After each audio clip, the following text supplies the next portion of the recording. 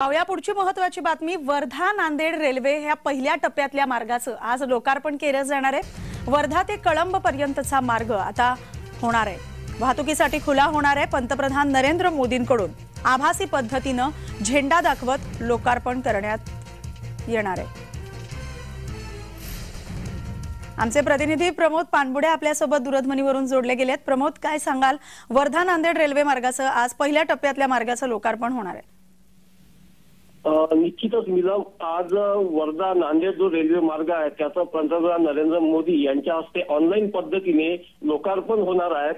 आणि वर्धा ते देवळी किंवा कळंब जो मार्ग आहे त्या ठिकाणी देवळी रेल्वे स्थानकावरती वर्ध्याचे खासदार रामदास तडस हे सुद्धा उपस्थित राहणार आहेत। एकंदरीत या मार्गावर जेवढेही गावं आहेत की या सर्व नागरिकांना या रेल्वे मार्गाचा मोठ्या प्रमाणात फायदा होईल। तसेच शेतकरी असो विद्यार्थी असो यांना सुद्धा या रेल्वे मार्गाचा मोठ्या प्रमाणात फायदा होत असल्याचं बोललं जात आहे।